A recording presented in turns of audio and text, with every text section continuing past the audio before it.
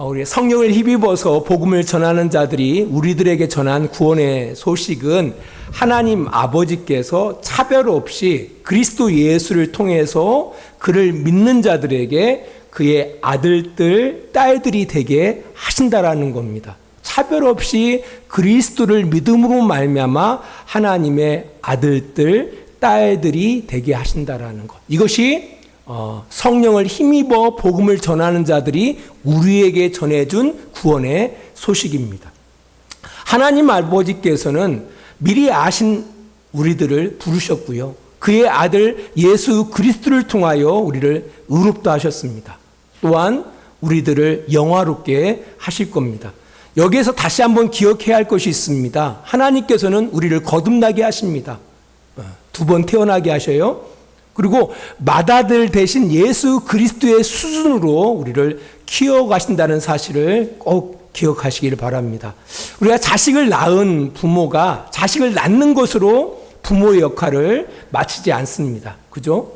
그를 부모보다 더 훌륭한 인생 만들기 위해서 부모들은 최선을 다해서 자녀들을 양육해 간다라는 겁니다. 우리 하나님 아버지께서 그래요. 우리를 구원하셨어요. 우리를 거듭나게 하셨습니다. 그 가장 큰 증상이 바로 뭡니까? 하나님을 아버지라고 고백한다라는 겁니다. 그보다 더 강력한 증거는 없어요. 우리가 신앙생활을 잘하든 못하든 그걸 떠나서 가장 강력한 증거가 뭐냐? 네가 하나님의 자녀라는, 우리가 하나님을 아버지라고 고백한다라는 거예요. 이거보다 더 강력한 증거는 없어요. 우리 자식을 키워보면 알잖아요. 말 잘 듣는 자식들만 있습니까? 안 그렇잖아요.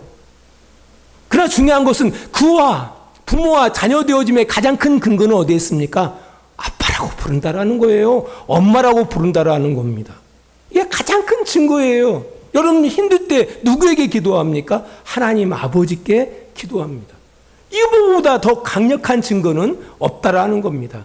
그 하나님 아버지께서 부르셨기 때문에 예수 그리스도를 통해서 우리를 의롭다 하셨기 때문에 우리가 하나님을 아버지라고 부를 수 있는 겁니다. 우리가 힘들 때에 하나님 앞에 아버지 도와달라고 기도할 수 있는 겁니다. 그 하나님께서는 팔짱 끼고 계시지 않습니다. 우리를 영화롭게 하기 위해서 끊임없이 우리 인생 가운데 간섭하시고 양육해 가신다라는 겁니다. 그래서 성도의 삶에 고난이 있는 겁니다. 아이들 왜 학교 보냅니까? 저 어렸을 때 갑자기 학교에 어떤 일이 있어서 등교 안 와도 돼 했을 때 너무 행복해요. 학교 안 가는 게 그렇게 행복하더라고요. 저는 자식을 키우면서 이해가 안 갔던 것이 있습니다. 우리 아이들은 학교 가는 걸 너무 즐거워해요. 너무 신기했어요. 저는 학교 다닐 때 진짜 학교 가는 거 진짜 싫었거든요. 근데 우리 아이들은 학교 가는 걸 좋아해요. 야, 학교가 좋은 곳인가 보구나. 근데 제 입장에서는 학교 가는 게 싫었거든요. 왜? 공부하는 것도 싫었고요.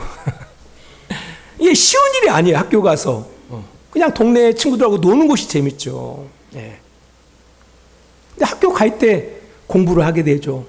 선생님을 통해서 좋은 말씀들을 듣게 되어져요. 친구들과 사회성들이 그 친구들과의 함께함을 통해서 길러갑니다. 그런 과정들, 그런 나를 훌륭하게 만드는 과정들이 있기 때문에 부모들이 돈을 내면서까지 억지로 학교에 보내는 겁니다.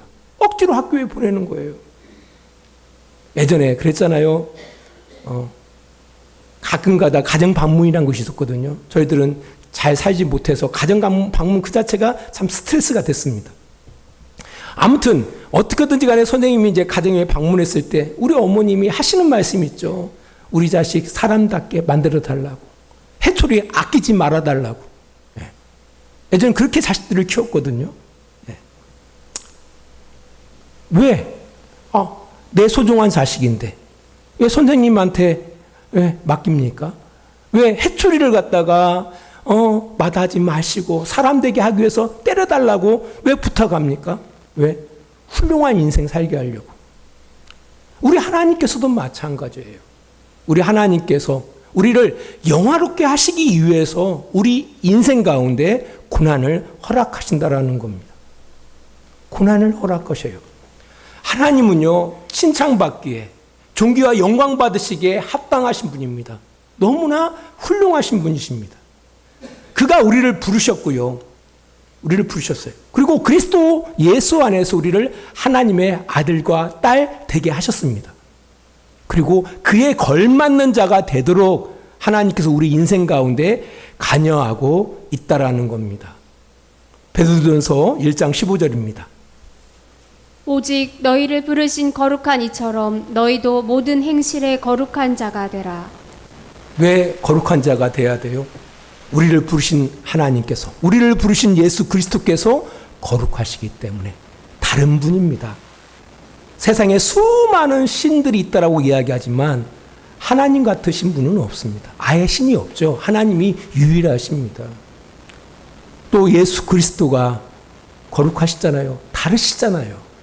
다르시기 때문에, 우리와 같지 않기 때문에 우리가 그를 신뢰하고 믿고 따르는 겁니다. 그래서 하나님이 거룩하신 것처럼 우리가 거룩한 자가 되기 위해서 우리는 각오해야 돼요. 어떻게 보면은 핑계할 수가 없어요.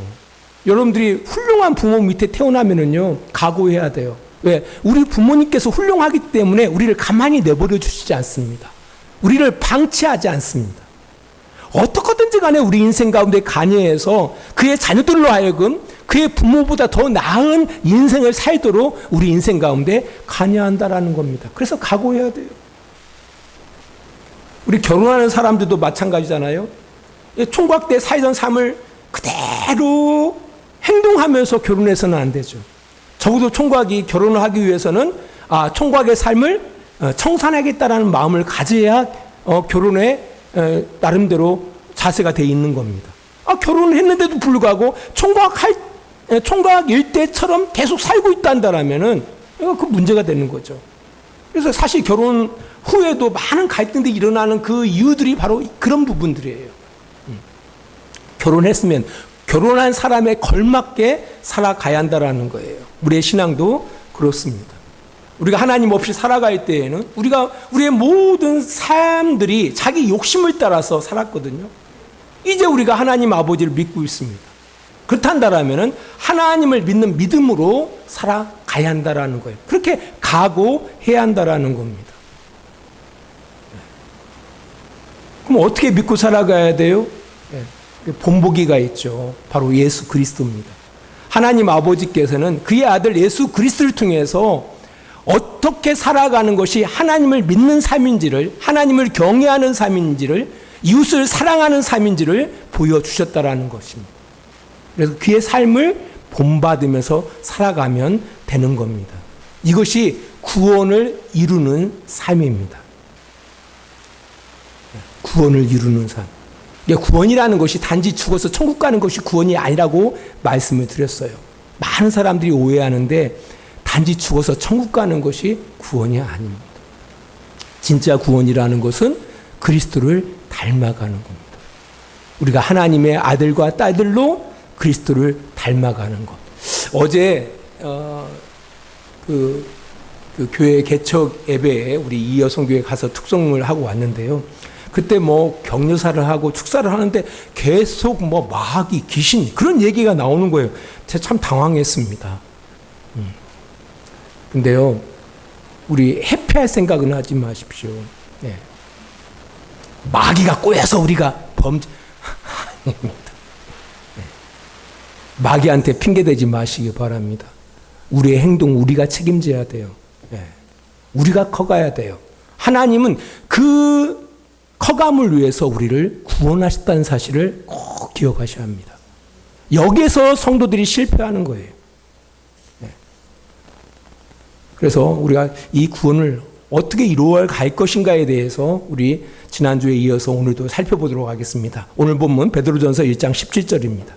외모로 보시지 않고 각 사람의 행위대로 심판하시는 이를 너희가 아버지라 부른즉 너희가 나그네로 있을 때를 두려움으로 지내라. 구원을 이루는 삶을 위해서 우리가 꼭 필요한 것이 우리를 부르시고 의롭다 하시고 영화롭게 하시는 그 하나님이 어떤 분인지를 알아야 한다라는 겁니다. 우리가 믿고 있는 그 하나님이 어떤 분인지를 알아야 돼요. 그래야만이 그분을 믿고 신뢰할 수 있는 거죠. 오늘 읽은 본문에서는 하나님은 애모로 차별하시지 아니하고 각 사람의 행위대로 심판하시는 분이다라고 말씀하고 있습니다. 하나님은 사랑의 하나님이시다. 하나님은 공평한 하나님이시다. 이런 하나님의 성품들이 있잖아요. 하나님이 어떤 분인가에 대해서 성경이 이야기하고 있거든요. 오늘 읽은 본문에서는 하나님은 애모로 차별하시는 하나님이 아니다. 그리고 각 사람이 행위대로 심판하시는 하나님이다라고 말씀하고 있는 겁니다.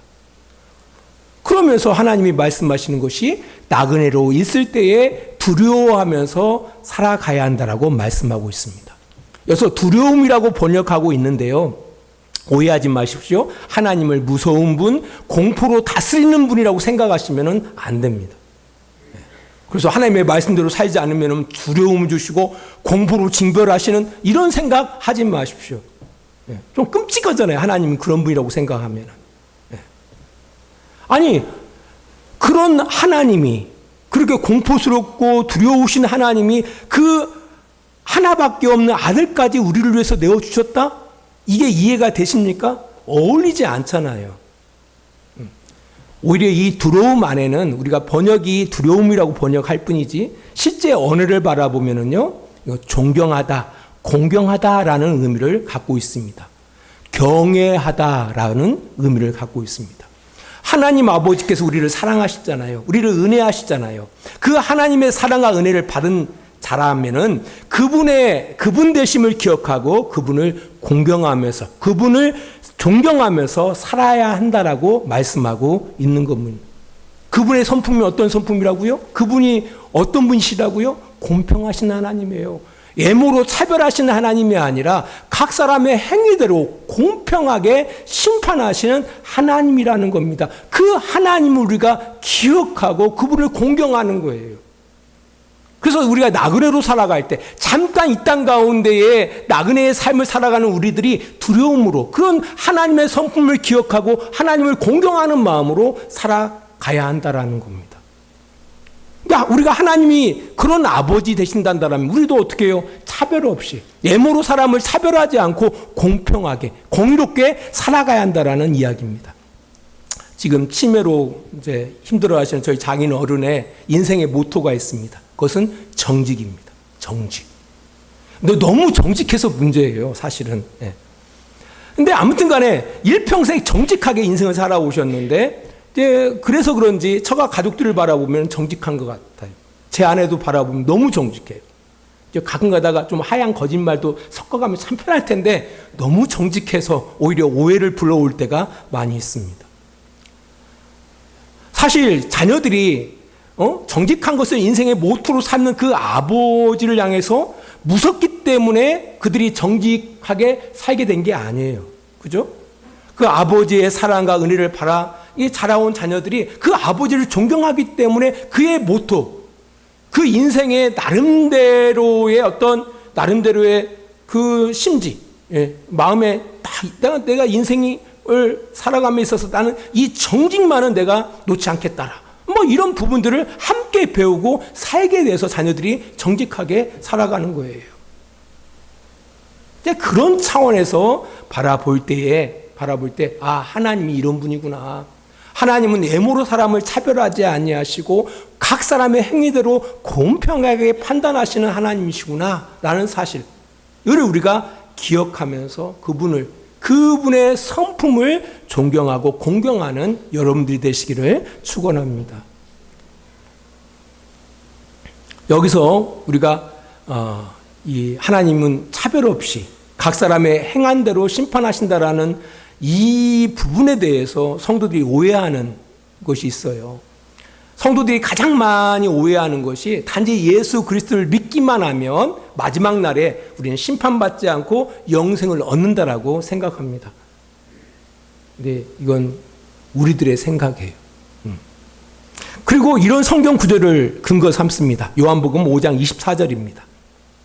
내가 진실로 진실로 너희에게 이르노니 내 말을 듣고 또 나 보내신 이를 믿는 자는 영생을 얻었고 심판에 이르지 아니하나니 사망에서 생명으로 옮겼느니라. 내 말을 듣는다라는 것은 누구의 말입니까? 예수님의 말씀을 듣고 예수님을 보내신 분이 누구예요? 하나님 아버지잖아요. 하나님 아버지를 믿는 자는 뭘 얻었다고요? 영생을 얻었다라고 말씀해요. 그리고 심판에 이르지 않는다. 왜? 이미 사망에서 생명으로 옮겼기 때문이다라고 말씀합니다. 맞는 말씀입니다.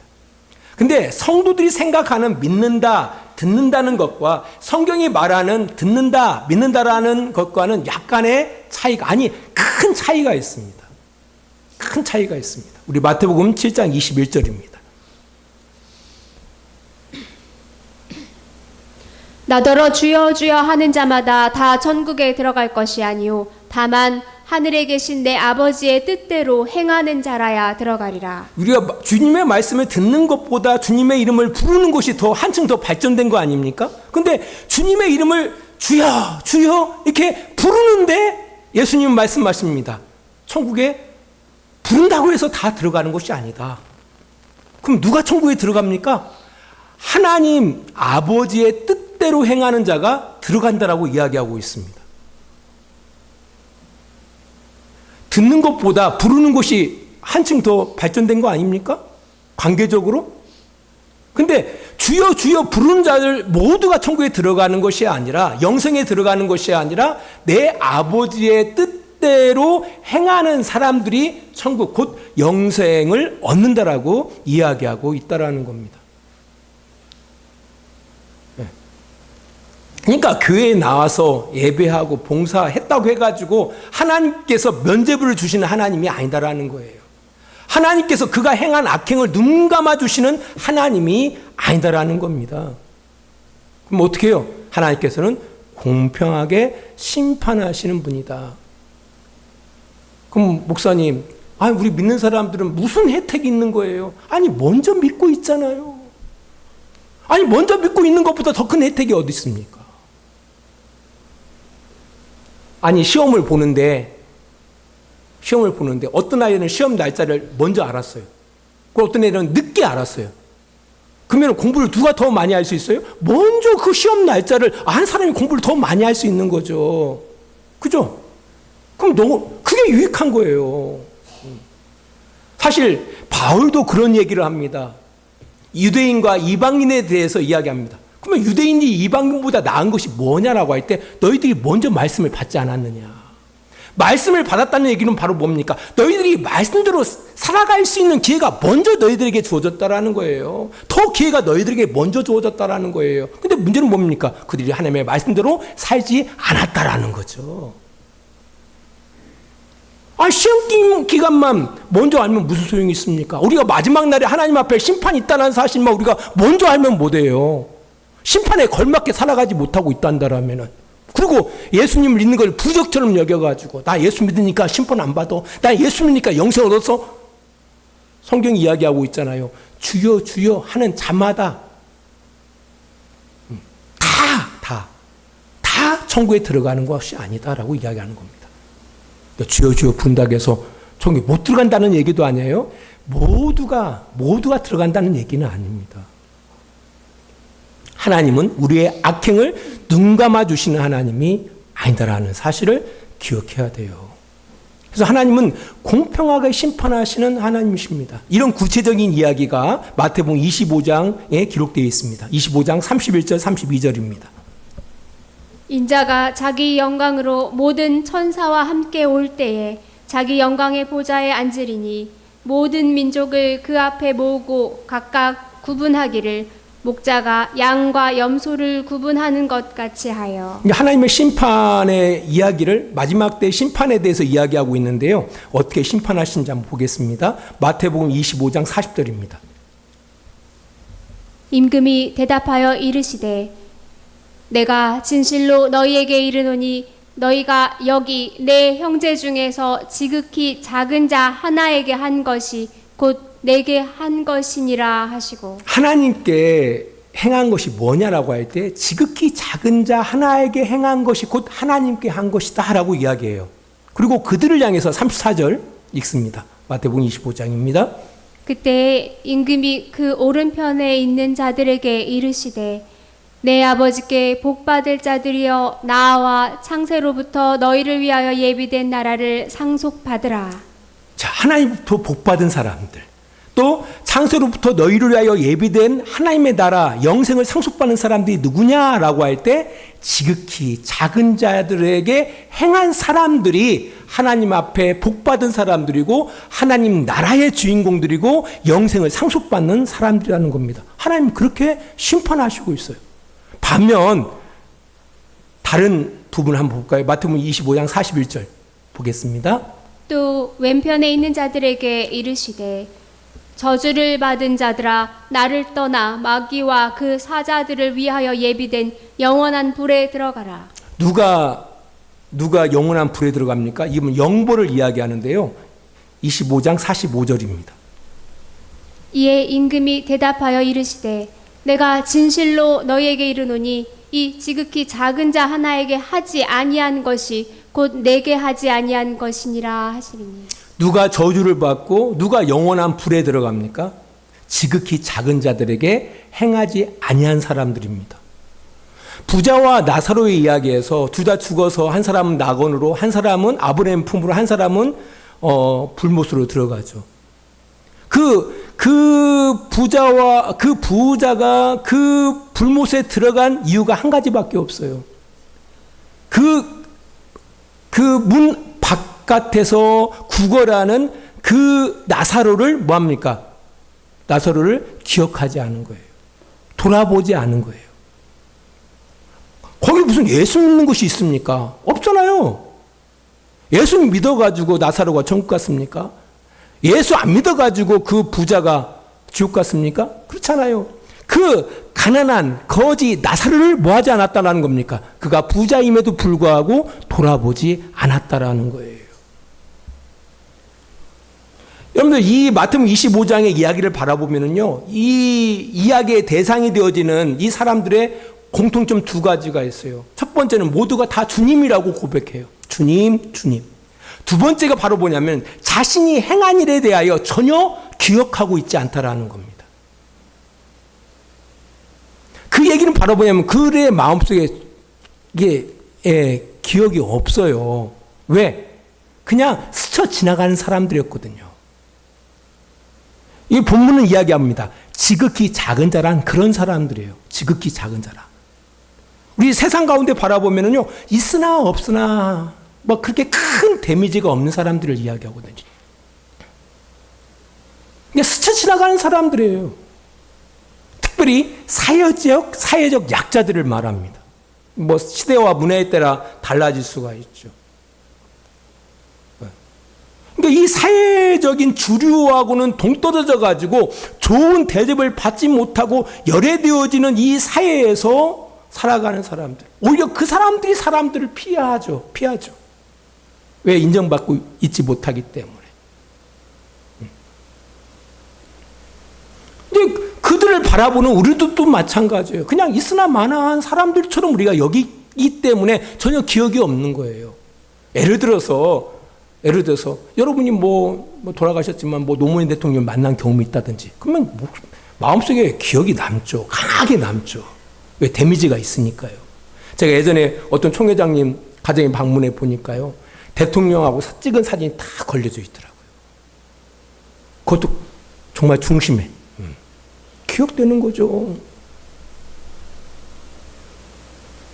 우리가 세상에 수없이 많은 사람들을 만나지만 우리 기억 속에 강렬한 어떤 기억이 남는 사람들도 있지만 그냥 스치려는 사람도 있거든요. 특별히 사회적 약자들 같은 경우는요, 우리 기억 속에 남지도 않아요. 그런 사람들의 그 피로들을 향하여 너희들이 채우고 살았느냐, 채우고 살지 않았느냐를 가지고서 판단의 기준으로 하나님께서는 삼으신다라는 겁니다. 이렇게 하나님께서는 공정하게 심판하신다라는 겁니다. 그 분을 우리는 하나님 아버지라고 부르고 있는 겁니다. 그분을 경외하고 살아가는 자들이 바로 성도들인 겁니다. 근데 우리는 너무 값싼 구원을 받은 것 같아요. 값싼 구원. 그 하나님께서 그 온 우주를 창조하시고 아버지의 뜻대로 뜻대로 운행하시고 이 귀한 성품을 갖고 계신 하나님 아버지로부터 우리가 구원을 받아 하나님을 아빠, 아버지라고 고백하고 있는데 실상은 그 주님을 닮아가는 모습을 볼 수가 없다라는 겁니다. 볼 수가 없다라는 겁니다. 사실 우리의 구원은 우리의 노력으로 얻은 구원이 아닌데도 불구하고 이 베드로전서 1장 18절 19절입니다.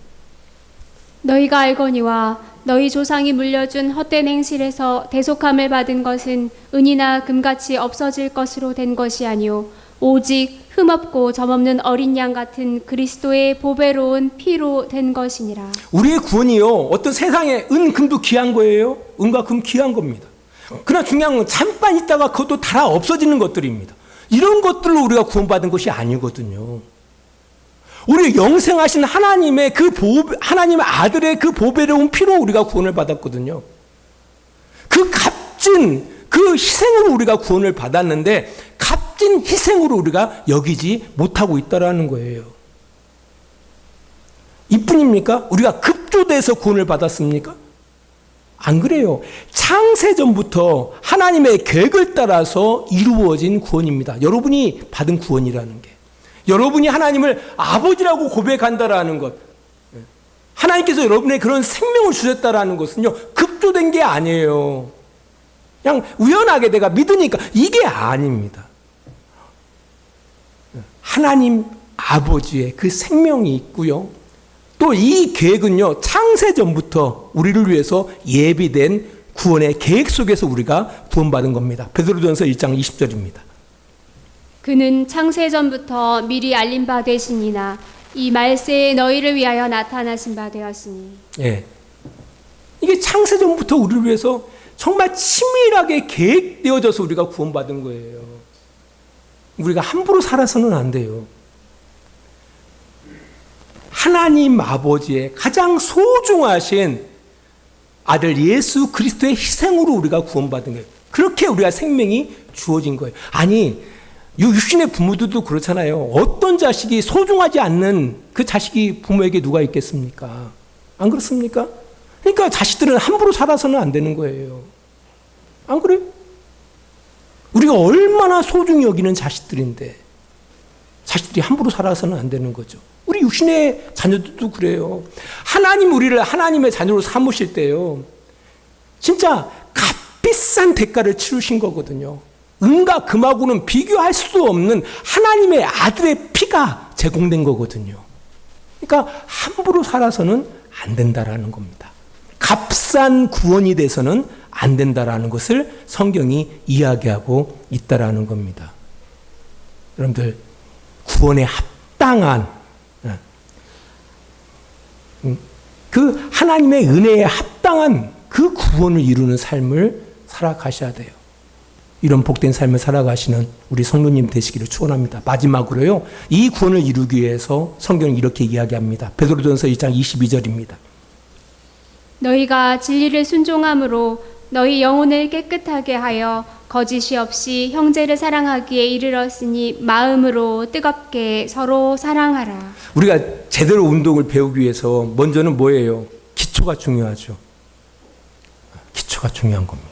근데 문제는 운동을 배우기 위해서 기초가 중요한데 가장 큰 걸림돌은 바로 뭡니까? 속된 말로 제대로 배우지 못했던 그 습관들, 그 자세들, 이거 고치기가 어려워요. 그래서 운동을 배울 때 먼저 해야 할 것이 뭡니까? 잘못된 자세들을 올바로 교정하는 게 중요합니다.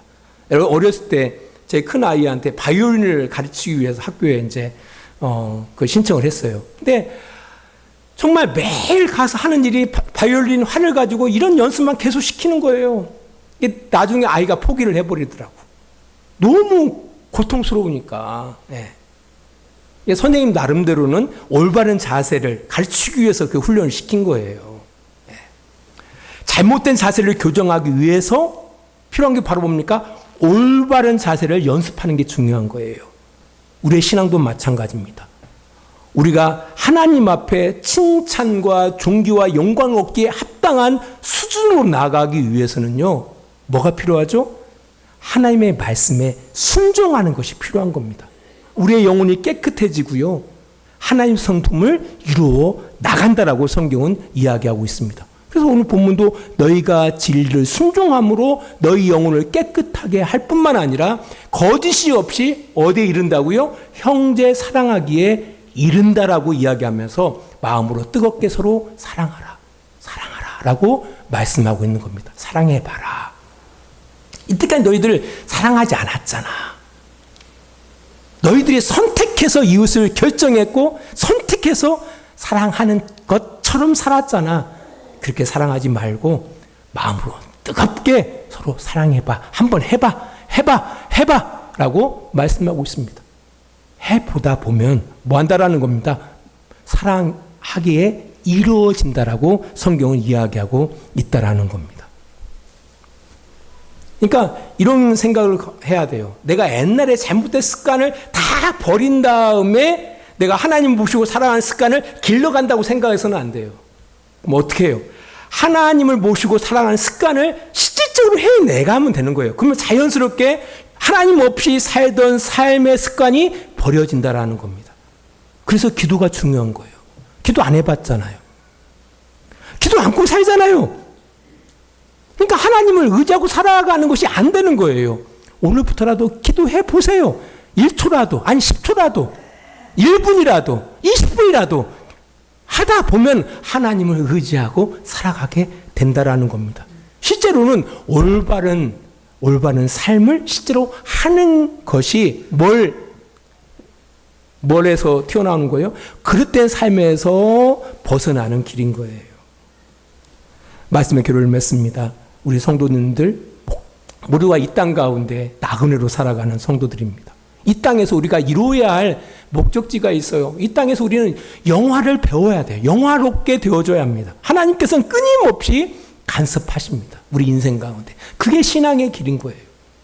그래서 어려운 겁니다. 자기 욕심으로 살던 삶을 청산하고 우리를 부르시고 우리 가운데 역사하시는 하나님의 선mom을 이 땅 가운데에서 온전히 이루어가는 것이 우리의 신앙의 삶인 겁니다. 이 삶을 향해서 끊임없이 이 구원, 그것이 우리의 구원인데요. 그 구원을 이루어가시는 복된 우리 주양교회 성도님들이 다 되시기를 주의 이름으로 축원합니다. 기도하겠습니다. 하나님 아버지 감사합니다. 우리가 감히 하나님을 아빠 아버지라 부르게 되어졌습니다. 하나님 하나밖에 없는 예수 그리스도의 그 보혈이 우리를 깨끗하게 하셨고 하나님의 성령이 우리 안에 내주하셔서 우리를 하나님의 자녀들로 만들어 가십니다.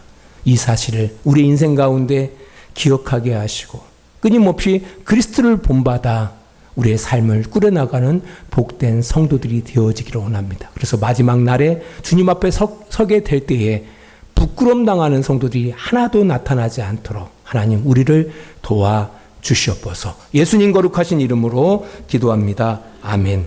우리를 사랑하시는 우리 아버지 하나님의 그 크신 사랑하심과 예수 그리스도의 십자가의 은혜하심과 성령의 감화와 감동과 지키시고 인도하심이 오늘도 시간을 구별하여 하나님 앞에 예배하며 이 한 주를 살아가기를 원하는 귀한 성도들의 머리 위에와 그들의 가정과 사업장 위에 하나님의 은혜와 사랑이 늘 함께 해주시기를 간절히 축원하옵나이다. 아멘.